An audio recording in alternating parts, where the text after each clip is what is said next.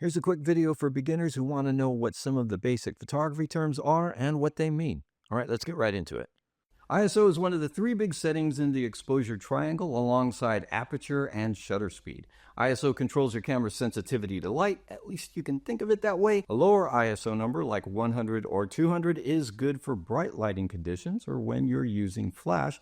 A higher ISO like 1600 or 3200 increases sensitivity and helps you shoot in lower lighting conditions or when you're not using flash. Now, being able to increase ISO so that you can get usable images in lower lighting conditions is great, but there's a catch. When you dial up ISO, you're also increasing digital noise. That's those grainy specks in your photos. Now, with modern cameras, noise from using high ISOs is a little less of a problem than it used to be, but it's still something to consider. Now, remember, ISO isn't the only way to deal with lower lighting conditions. Sometimes you'll want to use adjustments to aperture or shutter speed, or all three of those exposure settings in combination to strike the right balance. Now, aperture refers to the opening in your lens that lets light into your camera during an exposure. It's measured in f-stops like f2.8 or f5.6. Now, a lower f-stop number means a wider aperture, allowing more light into the camera. A higher number means a smaller aperture, letting less light in. The cool thing is that aperture doesn't just control the amount of light coming in, it also affects the depth of field in your image. So a wide aperture, meaning a low f-stop number like f2.8, creates a shallow depth of field, perfect for portraits where you want that beautiful blurry background. A narrow aperture, which is a high f-stop number like f16 or f22, gives you a deeper depth of field like for landscapes when you want everything in focus. Shutter speed controls how long your camera's sensor is exposed to light when you take a photo. It's measured in fractions of a second, like 1/200th of a second or 1/60th of a second. A fast shutter speed, like 1/1000th, can freeze motion, which is great for sports or action shots. A slower shutter speed, like 1/15th of a second, can capture motion blur, if that's what you're going for. But just like with the other two main exposure settings on your camera, aperture and ISO, shutter speed also affects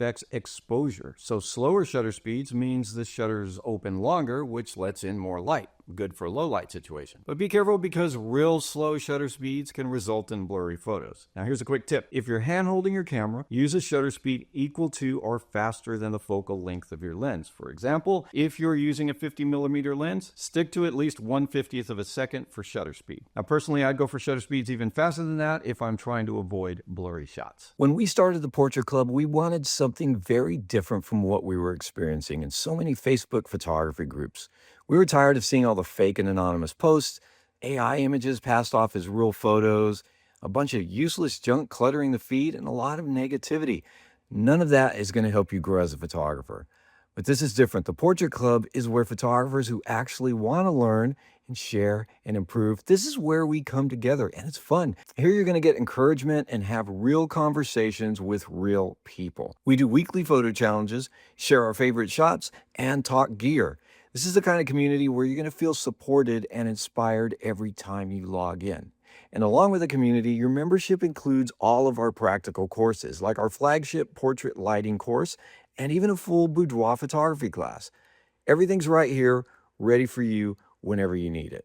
Now, if you've been looking for a place to learn, improve, and make real connections without all the noise and drama, the Portrait Club is for you. So go ahead and click to join the community, and we'll see you inside. High-speed sync is a flash feature that lets you use shutter speeds faster than your camera's flash sync limit, usually around 1/200th or 1/250th of a second, depending on the camera. And this is important because in bright conditions, like with outdoor portraits, you might want a combination of a wide aperture for nice background blur, but you're using full flash to help pop some extra light onto your subject. For this, you're going to need a fast shutter speed so that you don't overexpose your background, but that speed might not work with your camera's normal flash sync speed. With high-speed sync activated, you can go way past the normal flash sync limit and shoot at speeds like 1/1000th or even 1/8000th of a second if you need to. So with high-speed sync, you're not limited by that normal flash sync speed, and you've got more creative options for your aperture and shutter speed combination. Now here's a tip. With many flash units, you can just leave the high-speed sync setting on and it'll activate automatically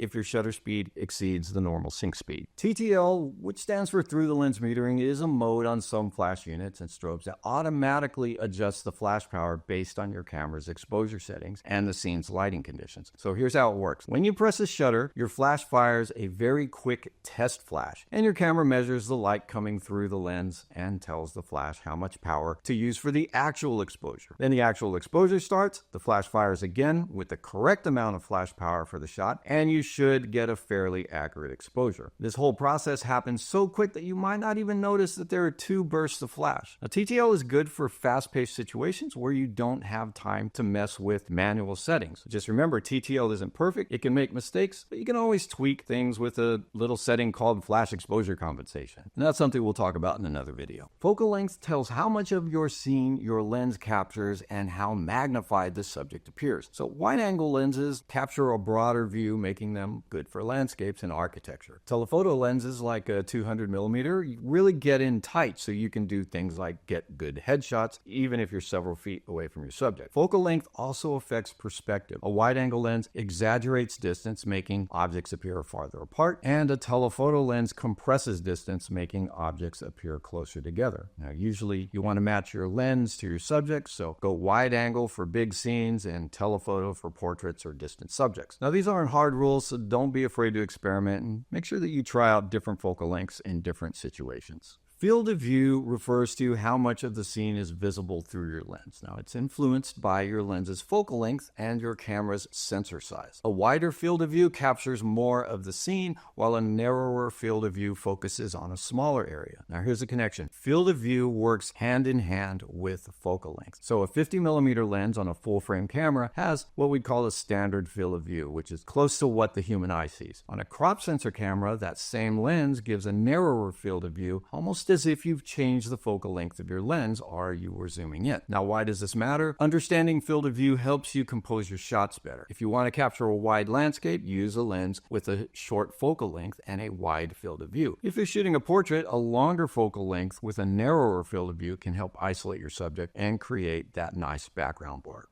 Hey, I hope you've learned something today. Remember to like, subscribe, and comment. I'll see you next time.